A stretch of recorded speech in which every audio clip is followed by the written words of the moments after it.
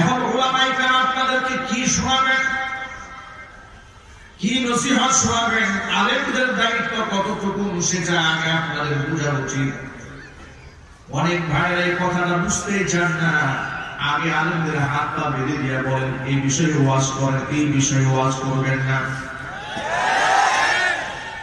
এই বিষয়ে বয়ান করেন, ওইদিকে যাওয়ার দরকার নাই। রোগী যদি ডাক্তারের হাত পা বেঁধে দিয়া বলে ডাক্তার সাহেব এবার চিকিৎসা করেন, এই রোগী কিয়ামত পর্যন্ত কোনদিন সুস্থ হবে না।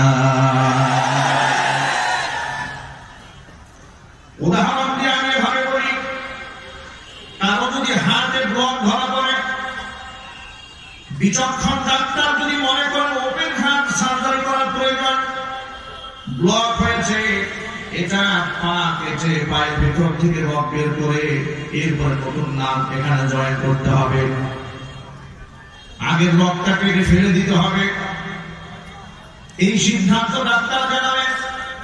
রোগী যদি ডাক্তার সাহেবকে আগেই বলেন ডাক্তার সাহেব আমার ব্লক হয়েছে, যা হয়েছে আর না হয়েছে আমি অত শত বুঝি না, আপনি আমাকে ওই কাটা ছেড়ে মাসলায় যাবেন না, আপনাকে আমি আগেই বললাম আপনি আমাকে নাপা ট্যাবলেট দিয়ে দেন, সিরাপ দিয়ে দেন, কি বলেন আপনারা? এরকম প্রস্তাব যদি রোগীর পক্ষ থেকে ডাক্তার সাহেবের কাছে থাকে, কোন জ্ঞানী ডাক্তার কি এই অবুঝ রোগীর সিদ্ধান্ত গ্রহণ করবেন? যদি বলতে হবে ডাক্তার সাহেব যদি রোগীর প্রতি দরদি হন, রোগীর প্রতি তার যদি ভালোবাসা থাকে, রোগীকে যদি বাঁচাতে চান, তাহলে অবশ্যই তিনি এই রোগীর পাগলামি বক্তব্য গ্রহণ করবেন না। অনুরূপ ভাবে আজকে সমাজের মধ্যে যে অশান্তি বিরাজ করছে, সুদ, ঘুষ, জিনা, ব্যভিচার, দুর্নীতি, অশান্তি, ধর্ষণ, খুন, গুম, এই সমস্ত রূপের ট্রিটমেন্ট কোরআন সুন্নাহ থেকে পৃষ্ঠা খুলে খুলে গ্রহণ করতে হবে।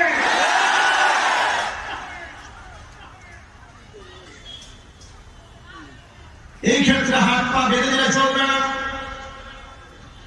রোগ যেখানে আছে ট্রিটমেন্টটা সেখানেই দিতে হবে। কারণ কোরআন শরীফের এমন কোন বিধান নাই যা আল্লাহ পাক জোর করে মানুষের উপর চাপিয়ে দিয়েছেন। বান্দার প্রতি আল্লাহর চেয়ে দয়ালু আর কেউ নাই। অনেক সময় লোকেরা আমাদেরকে বলেন হুজুর একটু আস্তে আস্তে সহনীয় করে বলেন। আমি বলি ইসলামে যত সুন্দর করে আস্তে আস্তে বলা হয়েছে, এর থেকে সহনীয় ভাবে দুনিয়াতে আর কেউ বিধান দিতে পারবে না। মদ হালাল না হারাম? সবাইকে বলতে হবে মদ হালাল না হারাম? এমন একটা জঘন্য হারামকে আল্লাহ সুবহানাহু ওয়া তাআলা এক ধাপেই পারলে তো হারাম করতে পারতেন, কিন্তু তা করেননি। ধীরে ধীরে তিন ধাপে আল্লাহ পাক হারাম করেছেন। প্রথমে মদের প্রতি মানুষের অনীহা সৃষ্টি করেছেন, এরপরে মদের খারাপই মানুষের মধ্যে সৃষ্টি করে দিয়েছেন। চূড়ান্ত পর্যায়ে মদ থেকে মানুষদেরকে দূরে সরে যাওয়ার সিদ্ধান্ত দিয়েছেন। যদি বলেন সুবহানাল্লাহ। যেমন কোরআন মাজিদ আল্লাহ পাক বলছে ইয়াসআলুনাকা আনিল খামরি ওয়াল মাইসিরি কুল ফীহিমা ইসমুন কাবীরুন ওয়া মানাফিউ লিন-নাস ওয়া ইসমুহুমা আকবারু মিন নাফঈহিমা। আনবিজি মদ এবং জুয়ার ব্যাপারে লোকেরা আপনার কাছে জানতে চায়, সিদ্ধান্ত আপনি বলে দেন। কুল ফীহিমা ইসমুন কাবীরুন ওয়া মানাফিউ লিন-নাস। এই মদ জুয়ার মধ্যে রয়েছে মারাত্মক বড় ধরনের গুনাহ। ইসমুন কাবীরুন ওয়া মানাফিউ লিন-নাস, তবে মানুষের জমিনের মধ্যে দুনিয়াতে কিছুটা উপকারিতা রয়েছে। প্রথমে আল্লাহ সুবহানাহু ওয়া তাআলা মদের মধ্যে খারাপই রয়েছে, গুনাহ রয়েছে, এটা আল্লাহ সুবহানাহু ওয়া তাআলা বান্দার উপর উপস্থাপন করলেন। এরপরে বান্দারা ধীরে ধীরে এই মদ থেকে যারা বেশি নম্র, যারা বেশি ভদ্র, যার মধ্যে খারাপই রয়েছে, বড় ধরনের গুনাহ রয়েছে, মানুষরা স্বভাবত তার উপর অনীহা সৃষ্টি হয়ে গেল। এটাকে মানুষ ছেড়ে দেওয়ার চেষ্টা করলো। একটা পর্যায়ে চূড়ান্ত পর্যায়ে সিদ্ধান্ত আসে নাই, তখন মানুষ মদ পান করে নামাজে দাঁড়িয়ে যায়, নামাজে দাঁড়িয়ে আবুল তাবুল বলে। মনে রাখবেন যত ভাইরা এখানে এসছে, আরবি ভাষা, আরবি শব্দ, আরবি হওয়ার উচ্চারণ দিক থেকে, তালাফুজের দিক থেকে যদি সামান্য পরিমাণ কাট এদিক সেদিক হয়ে যায়, অর্থ সম্পূর্ণ পাল্টে যায়। এই জন্য বিশুদ্ধভাবে আরবি শিক্ষা করা, বিশুদ্ধ কুরআন তিলাওয়াত শিক্ষা করা সবার জন্য ফরজ আইন। বিশুদ্ধভাবে সকলকে কোরআন জানতে হবে, ইসলাম শিখতে হবে, ধর্ম জানতে হবে, আরবি ভাষা শিখতে হবে। এই জন্য ৯৫ লাখ মুসলমানের দেশে বাধ্যতামূলক বিশুদ্ধভাবে কোরআন তিলাওয়াত রাষ্ট্রীয়ভাবে শিক্ষা ব্যবস্থার মধ্যে চালু করা, এটা শুধুমাত্র নৈতিক দায়িত্ব নয়, এটা ইমানি দায়িত্ব।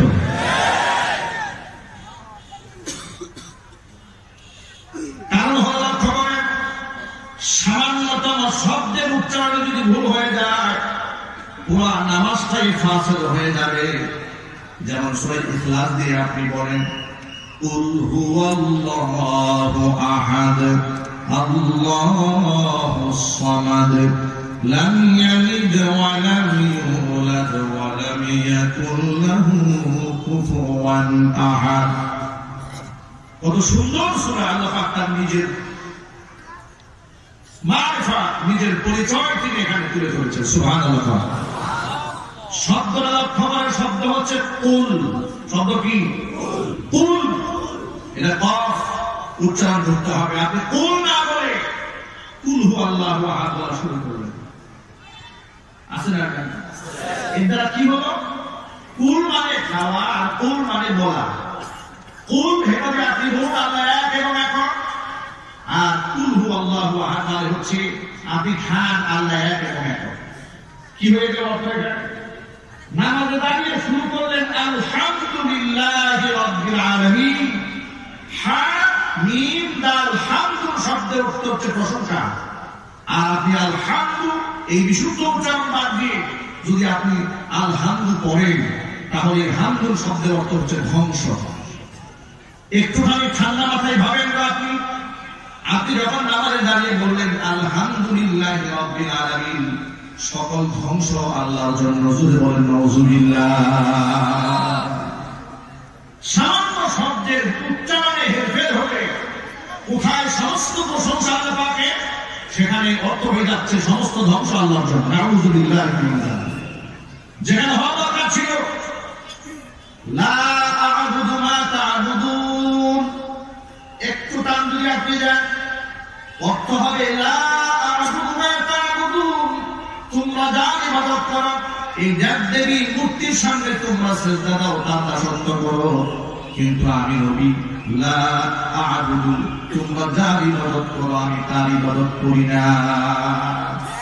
এখন এখানে আপনি লাতে টান দিলেন না, টান না দিয়ে আপনি বললেন লা আ'বুদু মা তা'বুদুন, অর্থ কি হবে জানেন?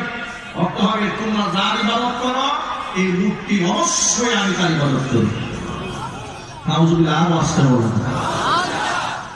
তাহলে এই এতক্ষণে মাত্র 3টা এক্সাম্পল আপনাদের সামনে আমি দিয়েছি, এমন শত শত অজস্র উদাহরণ আপনাদের সামনে কোরআন থেকে হাদিস থেকে পেশ করা যাবে। মদ যখন মানুষ পান করে, মদ পান করে মানুষের দিমাগ ঠিক থাকে? কথা বলে না কেন? মাথা ঠিক থাকে না। মদ পান করলে মাথা ঠিক থাকে না বলে বউকে মা বলে ডাকে, মাকে বউ বলে ডাক দেয়। এই জন্য মদ খুরের কোনো শান্তি নাই, মদ খুরের পরকালে তো শান্তি নাই, জমিনের মধ্যেও বউয়ের ঝাঁটা ভিজা খায় মদ খুর। যদি বলুন ঠিক কিনা? মদ খুর রাতের বেলায় মদ পান করে দিমাগ নষ্ট করে রাস্তা দিয়ে হাঁটতে গিয়ে ড্রেনের মধ্যে গিয়ে পড়েছে। ড্রেনের সাথে কথা বলে আর বলে কিরে ড্রেন সারাদিন রাস্তার সাইড দিয়া, রাস্তার মাঝখানে আসলি কোন সময় ড্রেনের সাথে কথা বলে দিমাগ নষ্ট হয়ে গেছে। নামাজের মধ্যে দাঁড়িয়ে যাওয়ার পর সাহাবায়ে কেরাম, যেহেতু মদ খাওয়া হারাম হয় নাই, তখনও কিছু নামাজিরা মদ পান করেছে। নামাজের মধ্যে তেলাওয়াত করতে গিয়ে সূরা কাফিরুন যখন নাযিল হয়েছে, তারা তেলাওয়াত করতে গিয়ে ভুলে বলেছে যেখানে বলা দরকার ছিল লা আ'বুদু মা তা'বুদুন ওয়া লা আনতুম আ'বিদুনা মা আ'বুদু ওয়া লা আনা আ'বিদুম মা আ'বাদতুম ওয়া লা আনতুম আ'বিদুনা মা আ'বুদু লাকুম দীনুকুম ওয়ালিয়া দীন। যুবক ভাইরা, তাহলে আপনার এক্সাম্পল দিয়ে বুঝতে পারবেন শুধুমাত্র শব্দে একটুখানি টান কম দিলে অর্থ উল্টে যায়। নামাজের মধ্যে যখন সাহাবায়ে কেরামরা ফুল করতে শুরু করলেন, মদ পান করে, আল্লাহ পাক কোরআন মাজিদে দ্বিতীয় ধাপে মদের বিষয়টা নাযিল করে দিলেন, ইয়া আইয়ুহাল্লাযীনা আমানু লা তাকরাবুস সালাতা ওয়া আনতুম সুকারা। হে ইমানদারগণ, যখন নামাজে তোমরা দাঁড়াবে অবশ্যই মাথার অবস্থায় দাঁড়াতে পারবে না। জোরে জোরে বলেন সুবহানাল্লাহ। দুইভাবে ইসলাম মদের ব্যাপারে বক্তব্য দিল। এখন সাহাবায়ে কেরামের মধ্যে যারা একটু আল্লাহমুখী বেশি, পরকালমুখী যারা বেশি, মদের প্রতি তাদের অনীহা, মদের প্রতি তাদের ঘৃণা আরো সৃষ্টি হয়ে গেল। তারা মনে মনে ভাবলো যে মদটাই এতই জঘন্য একটা ব্যাপার, যে মদ পান করে আল্লাহর সামনে আমি যেতে পারবো না, ওই মদ আমি আর জীবনে পান করবো না, এমনিতেই ছেড়ে দিলাম। মানুষের মধ্যে স্বভাব যার যখন মদের প্রতি ধীরে ধীরে অনীহা সৃষ্টি হয়েছে, চূড়ান্ত পর্যায়ে গিয়ে আল্লাহ সুবহানাহু ওয়া তাআলা তৃতীয় নম্বর ধাপ নাযিল করে বললেন, ইয়া আইয়ুহাল্লাযীনা আমানু ইন্নামাল খামরু ওয়াল মাইসিরু ওয়াল আনসাবু ওয়াল আজলামু ওয়াল আজলামু ওয়াল আনসাবু ওয়াল আজলামু রিজসুম মিন আমালিশ শাইতানি ফাজতানিবুহু লাআল্লাকুম তুফলিহুন। আল্লাহু আকবার বলেন। ভাইরা, একটুখানি মনোযোগ দেন। আল্লাহ মদ জুয়ার ব্যাপারে প্রথম বললেন, নবীজি লোকেরা মদ জুয়ার ব্যাপারে জানতে চায়, আপনি বলে এর মধ্যে খারাপই আছে, কিছু উপকারও আছে, মদের প্রতি আকর্ষণ কিছুটা করল। আবার বললেন মদ পান করলে নামাজের ধারে কাছেও যেতে পারবে না, মদ পান করে নামাজ পড়া যাবে না। মদের প্রতি অনীহা আরো বেড়ে গেল। চূড়ান্ত পর্যায়ে মোটামুটি মদের প্রতি ঘৃণা সৃষ্টি হচ্ছে যখন পর্যায়ে চূড়ান্ত পর্যায়ে আল্লাহ পাক বললেন, শোনো, কয়েকটা জিনিস চূড়ান্ত পর্যায়ে না পাক এর ধারে কাছেও যাওয়া যাবে না, তাহলে সকল কাজ হতে পারবে। এক নাম্বার, ইন্নামাল খামরু, মদ হারাম। মদ কি? আরো জোরে। ওয়াল মাইসির, জুয়া, হালাল না হারাম? ওয়াল আনসাব, মূর্তি, হালাল না হারাম? আরো জোরে। আমি বললাম, কেউ বলছেন? আর আসতে বলেন, কে বলছেন? আল্লাহ পাক বলেন মদ হারাম, জুয়া হারাম, মূর্তি হারাম, এমনকি রিজসুম মিন আমালিশ শাইতান ওয়াল আজলাম। ভাগ্য নির্ধারণ করতে গিয়ে আর এই তীর মানুষ ধোকে থেকে বের করে আর খাতার মধ্যে ঢুকায়। ভাগ্য নির্ধারক বলতে যে তীর দিয়ে মানুষ নিজের ভাগ্য নিজেই বদলাবার চেষ্টা করে, ওটাও হারাম। এর মানে ভাগ্য নির্ধারণ মানুষ করতে পারে না, তীর দিয়ে ভাগ্য নির্ধারণ হয় না। সমাজের অসংখ্য মুসলমানেরা ভাগ্য নির্ণয় করার জন্য বানরের কাছে হাত বাড়ায় দেয়। ঠিক কিনা? বানরের কাছে হাত দেখায়, বিভিন্ন ট্রেনে বাজারে বাজারে ফ্যাক্টরি যখন বেতন হয়ে যায়, বেচারা বানর কাঁদতে নিয়ে আসছে। এরপরে বিশিক মনে বসলো, আর আশরাফুল মাখলুকাত বান্দরের কাছে হাত বাড়ায় দিলে এখন আমার কপালে কি আছে? কল্পনা করতে পারেন? মানুষেরা বান্দরের কাছে ভাগ্য দেখে, অত বান্দরকে বানিয়ে আল্লাহ পাক ওর গোলামি করার জন্য। দুর্গম ঠিক কিনা? আর এক কিছু বান্দরের গোলামি। একটা কথা মনে রাখবেন, চূড়ান্ত ফয়সালা, পৃথিবীর সমস্ত নবীরা এসেছেন মানুষের গোলামি থেকে আল্লাহ গোলামির দিকে মানুষকে মুক্ত করার জন্য। আপনি যদি আল্লাহর গোলাম হন, মানুষের দাস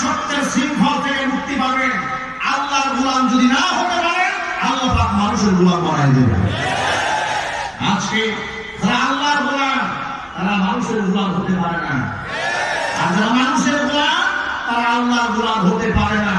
আর গোলামেরাই মানুষের গোলাম হওয়ার কারণে মনের যদি কোরআনের বিরুদ্ধে কথা বলে গোলামরা চুপ থাকে, কথা বলেন ঠিক কিনা?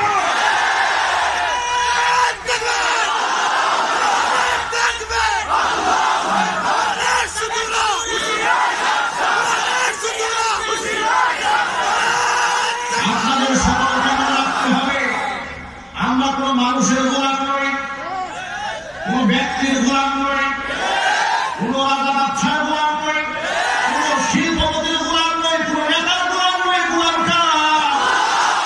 শাহজালাল বলে উঠে করে বলতে হবে, গোলাম কারা?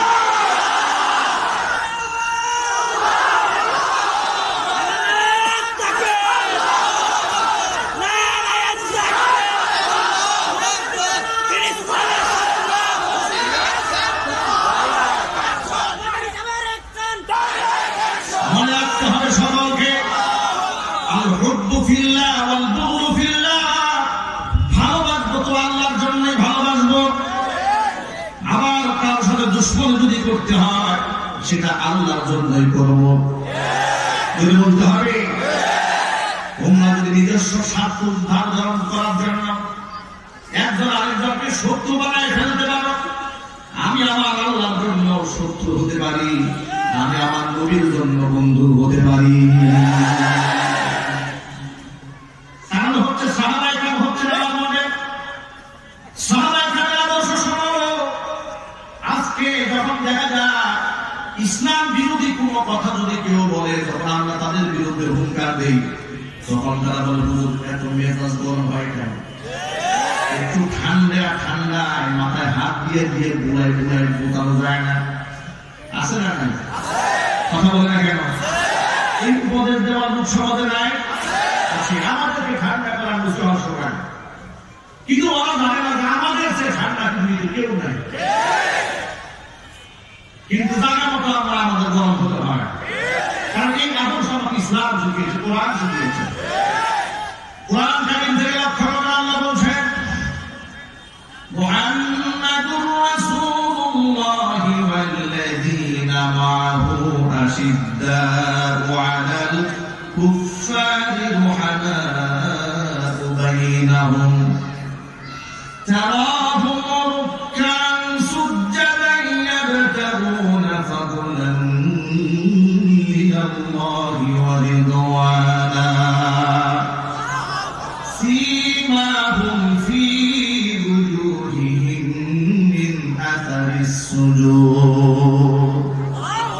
মুহাম্মদ সাল্লাল্লাহু আলাইহি সাল্লাম এবং তার সাথী ইমানদার যারা আছে তাদের চরিত্র কেমন ছিল লক্ষ্য করো। তাদের চরিত্র হচ্ছে আশিদ্দাউ আলাল কুফফার, ইসলামের সাথে বিদ্বেষ পোষণকারী কুফফারদের বিরুদ্ধে তারা বজ্রকণ্ঠ। রুহামাউ বাইনাহুম, কিন্তু একে অপরের জন্য জানে সাথ। যুদ্ধের ময়দানে তৃষ্ণায় বুক ফেটে যায়, পানির তৃষ্ণা লেগেছে, একজনের হাতে পেয়ালা এসেছে, নিজের জীবন পার হয়ে যায়, নিজের জীবন বের হয়ে যাচ্ছে, বলে প্রতিবেশী আমার পাশে যে আছে তার পানি আরো বেশি প্রয়োজন, তার কাছে পানি দেওয়া হোক। তাকে বলে রুহামা। একজনের প্রতি দরদ আরেকজনের কেন লক্ষ্য করে? নিজের জীবন চলে যাচ্ছে পানির তৃষ্ণায়, তিনি বলেন না আমার যে পানির বেশি প্রয়োজন আমার সাথীর, তার হাতে পানি দেওয়া হয়েছে। তিনি বলেন যে না আমার থেকে বেশি প্রয়োজন আমার আরেক ভাই, তার হাতে পানি দেওয়া হয়েছে। এভাবে ঘুরতে ঘুরতে পেয়ালাটা প্রথম ব্যক্তির হাত পর্যন্ত এসেছে, কিন্তু বিনিময়ে একজন বাচ্চারা সবগুলা শাহাদাতের তামান্না নিয়ে শহীদি কাফেলায় শামিল হয়ে গেছে। একদিক থেকে তারা একে অপরের জন্য জীবন দিয়েছে। আজকে আমার কোন মুসলমান ভাই, আজকে যদি আমার কোন দিনদার ভাই বিপদগ্রস্ত হয়ে যায়, সাহায্য করার জন্য জীবনটা আমরা বাজি রাখতে পারি, তবে আমরা সব জায়গায় নরম না, গর্জন দিতে হবে। সেটা হচ্ছে ইসলামের বিরুদ্ধে কর্মকাণ্ড যদি হয়, কেউ যদি আমার মা বোনদের বুরকাকে জঙ্গি আলামত বলে, কেউ যদি আমার নবীর মুখের দাড়িটাকে জঙ্গি আলামত বলে, কেউ যদি প্যান্ট বলে প্যান্ট পাজামা বলার পর কথা বললে জঙ্গির আলামত বানিয়ে দেয়। ঘন ঘন মসজিদে যাওয়া আসা করাটাকে কেউ যদি জঙ্গির আলামত বানায়, তার চেয়ে বড় দুশ্মন, তার বিরুদ্ধে তার থেকে আমার চেয়ে বড় দুশ্মন জমির আর কেউ হবে না। রাজি আছে? প্রিয় যুবক ভাইরা আমার, এটাই হলো ইসলাম। কোরআন মাজিদ আমাকে ক্রোধ নিয়ন্ত্রণ করতে বলেছে, ওয়াল কাযিমিনাল গায়যা ওয়াল আফিনা আনিন নাস ওয়াল্লাহু ইউহিব্বুল মুহসিনিন। আমার রাগ আল্লাহ নিয়ন্ত্রণ করতে বলেছেন, কিন্তু মনে রাখবেন আল্লাহর যে গুসা নিয়ন্ত্রণকারী আসমানে জমিনে আর কেউ নাই। আল্লাহর চেয়ে বেশি ধৈর্যশীল কি আর কেউ আছে? আল্লাহর দেওয়া খাবার খেয়ে আল্লাহর বিরুদ্ধে কথা বলে, কথা বলেছে কিনা? কত নাফরমান আল্লাহ লক্ষ্য করেন। করোনা ভাইরাসের সময় মানুষেরা দেখেছে শ্বাসকষ্ট যখন শুরু হয়ে যায়, একটু অক্সিজেনের কত মূল্য হয়ে দাঁড়ায় তখন। একটুখানি অক্সিজেনের কত দাম। লাইফ সাপোর্টে গিয়ে দেখেন, যখন সামান্য পরিমাণ শ্বাস নিঃশ্বাস আপনাকে মেশিনারিজের মাধ্যমে কৃত্রিমভাবে সাপ্লাই দেওয়া হয়, সেকেন্ডে সেকেন্ডে হাজার হাজার টাকা বিল ওঠে।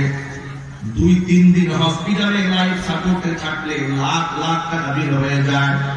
কিন্তু আল্লাহ সুবহানাহু ওয়া তাআলা মুখের মধ্যে কোনো প্রকার মেশিন লাগাই দিলেন না, ফ্রি আমাদেরকে অক্সিজেন দিলেন। এত সুন্দর ইনভারমেন্ট আল্লাহ পাক দিয়ে দিলেন, আবহাওয়া দিয়ে দিলেন, এত সুন্দর পরিবেশ উপহার দিলেন। আল্লাহ দেওয়া সুস্থতা নিয়ামত নিয়ে আল্লাহর বিরুদ্ধে যখন মানুষ কথা বলে, আল্লাহর চেয়ে ধৈর্যশীল জমিনের মধ্যে আর কেউ নাই। অনেক সময় লোকেরা আমাদেরকে বলে, যখন লোকেরা কোরআনের বিরুদ্ধে কথা বলে আল্লাহকে মুখটা বন্ধ করে দেয় না, আলেমকে যখন গালি দেয় তখন মুখটা কেন বন্ধ হয় না? আলেমের গায়ে যখন হাত তুলে তখন হাতটা কেন অবশ হয়ে যায় না? আলেমের গায়ে হাত তোলার মতো নাফরমানি এই জমিনের মধ্যে মানুষেরা করেছে। এরা হচ্ছে বর্তমান জমানার আবু জেহেলের নাতি-পুতি।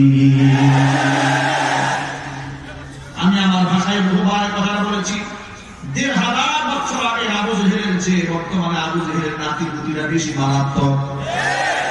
বলতে হবে আবু জেহেলের নাতি-পুতি কারা, পরিচয়টা জেনে নেন। বলবো আমি, কষ্ট হচ্ছে আপনাদের? আবু জেহেলের পরিচয়টা আগে শুনতে হবে, আর নাতি-পুতি কারা ওদের পরিচয়টা শুনতে হবে। আবু জেহেল 1500 বছর আগে আল্লাহ নবী সাল্লাল্লাহু আলাইহি ওয়াসাল্লামের কুরআন প্রচারের জন্য ছিল সবচাইতে বড় বাধা। নামাজ পড়তে গেলে বাধা, কুরআন পড়তে গেলে বাধা, দাওয়াত দিতে গেলে বাধা। দিনের বেলায় বাধা দেয়, কিন্তু রাতের বেলায় নবীজির কণ্ঠে কুরআন না শুনলে আবু জেহেলের ঘুম আসে না। রাতের বেলায় ঘন্টার পর ঘন্টা দাঁড়িয়ে থেকে নবীজির কণ্ঠে আবু জেহেল কোরআন শুনেছে। শুধু আবু জেহেল একা শোনে নাই, আবু লাহাব শুনেছে, উকবা শুনেছে, সাইবা শুনেছে, ওয়ালিদ ইবনে মুগীরা শুনেছে। কুখ্যাত কাফের যারা সবাই নবী করিম সাল্লাল্লাহু আলাইহি ওয়াসাল্লামের কণ্ঠে কোরআন শোনার জন্য চেষ্টা করেছে। আমার দিনের বেলায় স্বার্থের কারণে বিরোধিতা করেছে। আমি আমার ভাষায় বলি, বর্তমানে আবু জেহেলের নাতি-পুতি যেগুলো আছে এগুলো আরো বেশি মারাত্মক। তার বাস্তব নমুনা শুনে, আবু জেহেল তো রাতের বেলায় কোরআন শুনতো, দিনের বেলায় বিরোধিতা করতো। আর বর্তমান আবু জেহেলের নাতি-পুতি যারা আছে তারা রাতের বেলায় কোরআন শুনে না, দিনের বেলায় কোরআনের বিরোধিতা করে। আর রাতের বেলায় কোরআনের মাহফিল যেন হতে না তাদের বিরুদ্ধে চক্রান্ত চালায়। কথা বলতে হবে, ঠিক কিনা? মনে রাখবেন মুসলমান, 95 ভাগ মুসলমানের দেশে কোরআনের আওয়াজকে বন্ধ করার ষড়যন্ত্র যে মুসলমান করবে, সামাজিকভাবে তাকে ব্ল্যাক লিস্টে ফেলে দিয়ে সমাজ থেকে তাকে ঘাট ধাক্কা দিয়ে বের করে দিতে হবে।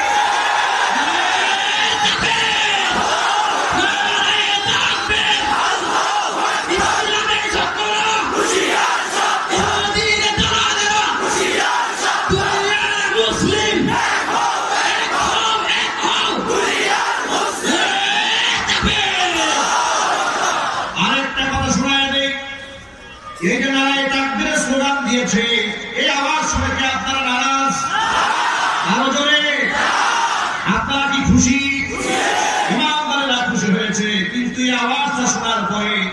এই সমাজের কিছু লোক আছে পরিবার বলতে হবে মুসলমানের রক্ত যদি গায়ে থাকে তাকবীরের ধ্বনিকে সাপোর্ট করতে হবে। আর যারা কোরআনের এই প্রচার এবং প্রসার, কোরআনের এই উচ্চ আওয়াজ যারা মানতে পারে না, তারাই হচ্ছে এই সমাজের আবু জেহেলের নাতি পুতি, আর হচ্ছে মুনাফিক। জোরে বলুন ঠিক কিনা? এখন আমি যদি আপনাদের কাছে জানতে চাই মুনাফিকরা জয় হবে না ইমানদারদের জয় হবে?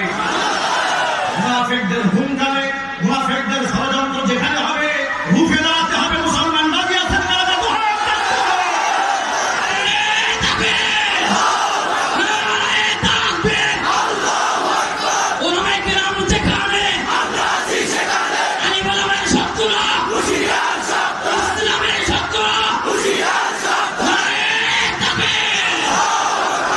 প্রশ্ন হলো, আপনি আমাকে জানতে চাইতে পারেন হুজুরের আদর্শ আপনি কোথায় পেলেন? আমার নবীর আদর্শ তো এমন ছিল, নবী করিম সাল্লাল্লাহু আলাইহি সাল্লামকে লোকেরা কষ্ট দিয়েছে, হুজুর সবর করেছেন, ধৈর্য ধারণ করেছেন, গাল বন্ধ করেন নাই। কথা কাম ঠিক কিনা? তাহলে আপনার তর্জন দেন কেন, গর্জন দেন করে সেটাও আগে জবাবটা শুনে নেন। আল্লাহ নবী সাহাবায়ে কেরাম রাদিয়াল্লাহু তাআলা আজমাইন সবর করেছেন, ধৈর্য ধারণ করেছেন। ব্যক্তিগত ব্যাপারে, ধর্মীয় ব্যাপারে কেউ ধৈর্য ধারণ করেন নাই। আল্লাহ নবী বদদুয়া করেন নাই, কিন্তু দ্বীনি স্বার্থে আঘাত লাগলে হুজুর বদদুয়া করে দিয়েছেন। লোকেরা তায়েফে মেরেছে, নবীজি বদদুয়া করেন নাই। আল্লাহ হাবিবকে তিনটা জায়গায় পাথর দিয়ে রক্তাক্ত করে জমিনে ফালিয়ে দিয়েছে। হুজুরের রক্তে গায়ের সাথে জুতাটা পায়ের সাথে লেগে গিয়েছে। জিবরিল আলাইহিস সালাম চলে এসেছেন, ইয়া রাসূলুল্লাহ, আপনি যদি আমাকে সুযোগ দেন, পারমিশন দিয়ে দেন, এই বড় বড় পাহাড়গুলো দিয়ে ধাক্কা দিয়ে তায়েফ থেকে আমি শেষ করে দিই।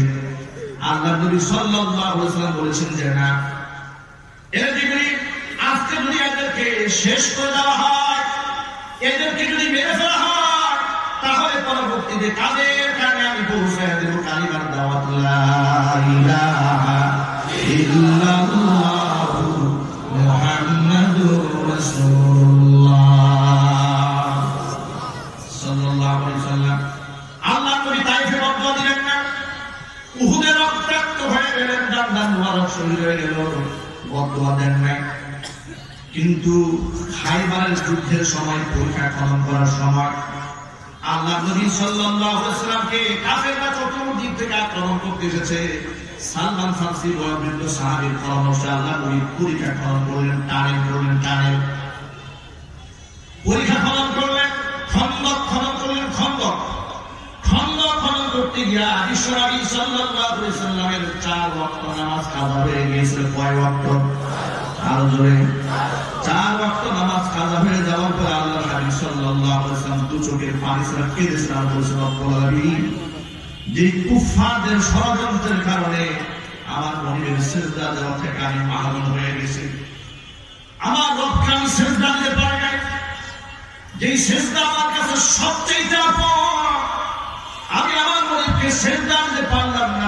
যাদের চক্রান্তের কারণে আজকে আমি সিজদা দিতে পারি নাই, রব্বুল আলামিন একটা ধর্মার গজব দিয়ে আমাকে ধ্বংস করে দিবা। ভাইরা, আমার হাদিসে কুদসির মধ্যে এসেছে, আল্লাহ হাবিবের এই ত্যাগ আর কুরবানি আল্লাহর কাছে কোন পর্যন্ত পৌঁছায় গেছে। হাদিসে কুদসির মধ্যে এসেছে, নবীজিকে আল্লাহ পাক ডাক দিয়ে বলেছেন, হাবিব, কদ্দামতা হাক্কি আলা হাক্কিকা, আমার হককে আপনি আপনার হকের উপর প্রাধান্য দিয়েছেন। আপনি মার খেয়েছেন, বদদুয়া করেন নাই, দেশ ছেড়েছেন, বদদুয়া করেন নাই, উহুদে রক্তাক্ত হলেন, বদদুয়া করলেন না। আজকে আমাকে সিজদা করতে পারলেন না, যাদের কারণে সিজদা দিতে পারেন না তাদের জন্য বদদুয়া করেছেন। আমার হককে আপনি প্রাধান্য দিয়েছেন। হাবিব আমার শুনে রাখেন, আজকের পর থেকে ফাকাদ্দামতু হাক্কাকা আলা হাক্কি, আমার হকের উপর আপনাকে প্রাধান্য দিয়ে দিলাম। আমাকে কেউ গালি দিলে আমি সবর করব, কিন্তু কোন নাফরমান যদি কুলাঙ্গার যদি আপনার সাথে নাফরমানি করে, কেউ যদি আপনার সাথে বেয়াদবি করে, আমি আল্লাহ বরদাস্ত করবো না, অবশ্যই তার অ্যাকশন আমি নেবই নেব। কোরআন মাজিদ আল্লাহ রাব্বুল আলামিন বলেন, ইন্নাল্লাযীনা ইউযুনা আল্লাহা ওয়া রাসূলাহু ফিদ দুনিয়া ওয়াল আখিরাহ। কেউ যদি আল্লাহ আমার রাসূলকে যদি কেউ কষ্ট দেয়, জমিনে তাদের জন্য লানত, আখিরাতেও লানত। বাস্তবতা দুনিয়াবাসী বহুবার দেখেছে। উতবা সাহেবা কষ্ট দিয়েছে, আল্লাহ নবী সাল্লাল্লাহু আলাইহি ওয়াসাল্লামকে। উতবা ইবনে আবি মুআইত হুজুরকে কষ্ট দিয়েছে, উমাইয়া ইবনে খালদ কষ্ট দিয়েছে, উমাইয়া ইবনে খালদ কষ্ট দিয়েছে, যারা হুজুরকে কষ্ট দিয়েছে, বদদুয়া দিয়েছে, তাদেরকে আল্লাহ পাক গজব দিয়ে ধ্বংস করেছেন। আবু লাহাব নবীজিকে বদদুয়া দিয়েছে, নবীজি সবর করেছেন, বদদুয়া করেন নাই। আবু লাহাব আল্লাহর হাবিবকে ডাক দিয়ে বলেছেন, তাকবান লাকা ইয়া মুহাম্মদ বিহাদা দাউতানা। ও মুহাম্মদ, সাত সকালে কালিমার দাওয়াত দেওয়ার জন্য দাওয়াত দিয়েছো, ডাক দিয়েছো আমাদেরকে, ধ্বংস তুমি ধিক্কার দেওয়ার জন্য। এই কথা বলে ক্ষান্ত হয় নাই, দুহাত দিয়ে পাথর তুলেছে হুজুরকে মারার জন্য। নবী সবর করলেন, কিন্তু আহকামুল হাকিমিন আল্লাহ এই ব্যাপারে সবর করেন নাই। আল্লাহ সুবহানাহু ওয়া তাআলা জানালেন, হাবিব, যে হাত দিয়া পাথর উঁচা করেছে আপনাকে মারার জন্য, আপনি শুনে রাখেন, শুনে রাখুন, বিশ্ববাসী শুনে রাখুন। তাব্বাত ইয়াদা আবি লাহাবিন ওয়া তাব্বা মা আগনা আনহু মালুহু ওয়া মা কাসাব সায়াসলা নারান যাতা লাহাবিন ওয়া ইমরাতুহু হাম্মালাতাল হাতাব ফি জিদিহা হাবলুম মিন মাসাদ। নবী, আপনি ধ্বংস হবেন না। তাব্বাত ইয়াদা আবি লাহাব, যে হাত দিয়া পাথর উঁচা করেছে আপনাকে মারার জন্য, ওই হাত দুটা ধ্বংস হয়ে যাবে। ও তাব্বা, সে নিজেও ধ্বংস হবে। মা আগনা আনহু মালুহু ওয়া মা কাসাব, তার সম্পদ তার কোনো ফায়দা আসবে না, কাজে আসবে না। তার সন্তান সন্ততি তার কোনো উপকারে আসবে না। সায়াসলা নারান যাতা লাহাব, অবশ্যই সে অগ্নিস্ফুলিঙ্গের মধ্যে ঝুঁকবে, অবশ্যই সে জাহান্নামের মধ্যে নিক্ষিপ্ত হবে। সে একা না, ওয়া ইমরাতুহু, তার স্ত্রী সহ জাহান্নামের আগুনের মধ্যে ঝুঁকবে। হাম্মালাতাল হাতাব, সব সময় আপনাকে সমালোচনা করেছে, আপনার বিরুদ্ধে কুচ্ছারণা করেছে, আপনাকে মারার জন্য বারংবার চেষ্টা করছে, স্ত্রী সহ ধ্বংস হয়ে যাবে। ভাইরা আমার, এই কথাটা দ্বারা আমি পুরো কিচ্ছা আপনাদেরকে শোনানো আমার উদ্দেশ্য নয়। আমি শুধু বুঝাতে চাই, আল্লাহর যে ধৈর্যশীল কি আসমান জমিনে কেউ আছে? আমাদের বলেন, আল্লাহ সুবহানাহু ওয়া তাআলার সামনে লোকেরা সুদের ব্যবসা করে, ঘুষের ব্যবসা করে, কথা বলেন ঠিক কিনা? মিথ্যা কথা বলে, গাল মন্দ করে, কত অন্যায় মানুষেরা করে। আল্লাহ পাক যদি আমাদের মতো মেধাবী হতেন, এই পৃথিবী একটা সেকেন্ড তো টিকত না, আল্লাহ ধ্বংস করে দিতে। কিন্তু আল্লাহ নবী সাল্লাল্লাহু আলাইহি ওয়াসাল্লামের সাথে নাফরমানি হয়েছে, আল্লাহ পাক এই ক্ষেত্রে সবর করে ইন্তেকাম নিয়েছেন। সাহাবায়ে কেরামের মধ্যে সবচেয়ে সবরকারী, ধৈর্যশীল সাহাবী ছিলেন হযরত আবু বকর সিদ্দিক রাদিয়াল্লাহু তাআলা আনহু।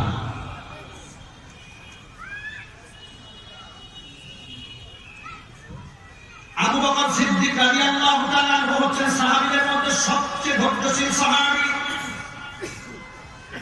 মদিনার রাস্তা দিয়ে হেঁটে যাওয়ার সময় আবু বকর সিদ্দিক রাদিয়াল্লাহু তাআলা আনহুকে শুনিয়ে ইহুদি পণ্ডিত ফারহাদ আল্লাহকে ফকির বলে গালি দিয়ে বলেন, মুহাম্মদ সাল্লাল্লাহু আলাইহি সাল্লাম যে আল্লাহর দিকে ডাকে সে আল্লাহ বলে ফকির, আমরা বললাম গরীব। অতএব সে আল্লাহর কোনো প্রয়োজন আমাদের নাই। এই ইহুদি আল্লাহকে ফকির বললো কেন? শোনেন, কোরআনে কারীমে আয়াত নাযিল হয়েছে, মান যাল্লাযী ইউকরিদুল্লাহা কারদান হাসানান ফায়ুদাঈফাহু লাহু আদআফান কাসীরা। কোন ব্যক্তি আছে আমি আল্লাহকে কর্জে হাসানা দেবে, আমি আল্লাহ তাকে বহুগুণ বাড়ায় দেব। এই আয়াতটা নাযিল হয়েছে, আল্লাহ পাক বুঝাতে চেয়েছিলেন মুরিদদেরকে যদি কেউ কর্জ দেয়, তারপর সাহায্য করে, তাকে আমি আল্লাহ বাড়ায় দেব। ইহুদিরা এই আয়াতটাকে তুচ্ছ তাচ্ছিল্য করে বলে, মুহাম্মদ সাল্লাল্লাহু আলাইহি ওয়াসাল্লাম যে আল্লাহর দিকে ডাকে, ওই আল্লাহ আমাদের কাছে টাকা খরচ দেয়, আল্লাহ ফকির হয়ে গেছে, আল্লাহ হয়ে গেছে। আল্লাহকে ফকির বলেছে। এ কথা আবু বকরের কানে আসার সাথে সাথে এত ধৈর্য যত্নশীল সাহাবী নিজেকে নিয়ন্ত্রণ করতে পারেন না, একটু সে গালের মধ্যে থাপ্পড় বসাই দিয়েছে। হযরত আবু বকর সিদ্দিক রাদিয়াল্লাহু তাআলা আনহু থাপ্পড়কে ফানহাস মুহাম্মদ সাল্লাল্লাহু আলাইহি ওয়াসাল্লামের কাছে গিয়ে নালিশ করলো, মুহাম্মদ বিচার নিলাম আপনার কাছে, কার নামে বিচার? আবু বকরের নামে বিচার। আবু বকর আমার গায়ে হাত তুলেছে, তাকায় দেখেন গালটা লাল বানিয়ে ফেলেছে। আল্লাহ নবী সাল্লাল্লাহু আলাইহি ওয়াসাল্লাম জিজ্ঞেস করলেন, আবু বকর আপনি কেন তাকে থাপ্পড় মারলেন? আপনি তো মারার সাহাবী নন। আবু বকর বলেন, নবীজি লোকটা যদি আমাকে গালমন্দ করতো মারতাম না, কিন্তু আমাকে শুনিয়ে শুনিয়ে আমার আল্লাহকে ফকির বলে গালি দিয়েছে।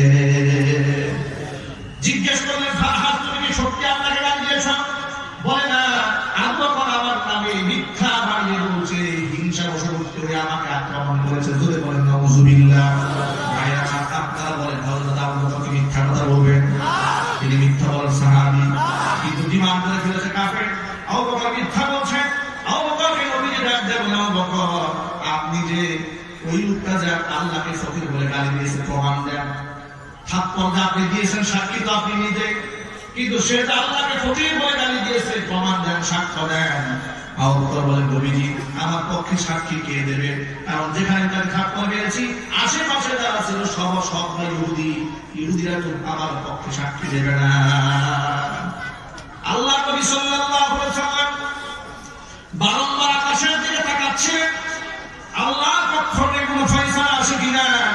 তার কারণটা শুনেন, যদি সাক্ষী প্রমাণ করতে না পারে তাহলে রায়টা বড় কঠিন রায় হয়ে যাবে।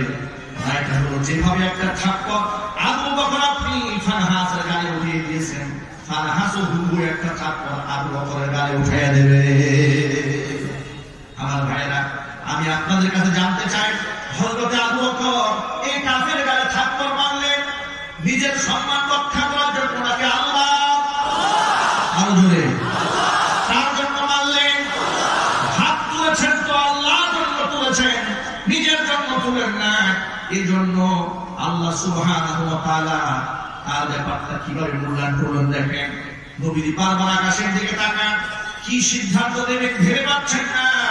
এমন সময় জিবরিল আলাইহিস সালাতু ওয়াস সালাম চলে আসলেন, নবীজি আপনি তাড়াহুড়ো করবেন না। আবু বকরের পক্ষে সাক্ষী জামিনের কোনো মানুষ যদিও না হয়, আবু বকরের পক্ষে সাক্ষী স্বয়ং আল্লাহ নিজে হয়ে গেছে। কোরআন মাজিদে আয়াত নাযিল হয়েছে, লাকাদ সামিআল্লাহু কাওলাল্লাযীনা ক্বালু ইন্নাল্লাহা ফাকীরুন ওয়া নাহনু আগনিয়া। অবশ্যই অবশ্যই আল্লাহ শুনেছি যারা আমাকে ফকির বলেছে, যারা বলেছে ইন্নাল্লাহা ফাকীরুন, নিশ্চয় আল্লাহ ফকির, ওয়া নাহনু আগনিয়া, আমরা হলাম ধনী। এই কথাটা আমি আল্লাহ শুনেছি। জোরে জোরে বলেন সুবহানাল্লাহ। এই আয়াত থেকে প্রমাণ হয়ে যায়, যদি আমাদেরকে দ্বীনের স্বার্থে হাত তুলতে হয়, হাত তুলতে রাজি আছি, কিন্তু আল্লাহ রাসূল কোরআন সুন্নাহ মসজিদে মাদ্রাসা কিংবা ইসলামের পতাকার মানহানি আমরা জমিনের মধ্যে হতে দেব না। রাজি আছেন? গালাগালি দুহাই দেখতে চাই।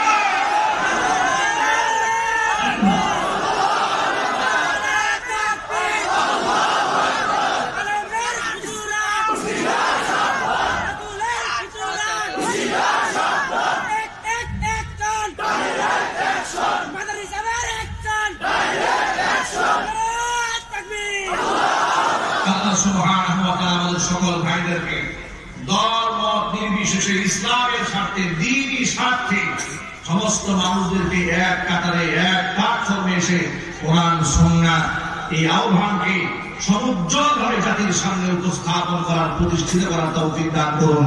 সকলের জন্য আল্লাহুম্মা আমিন।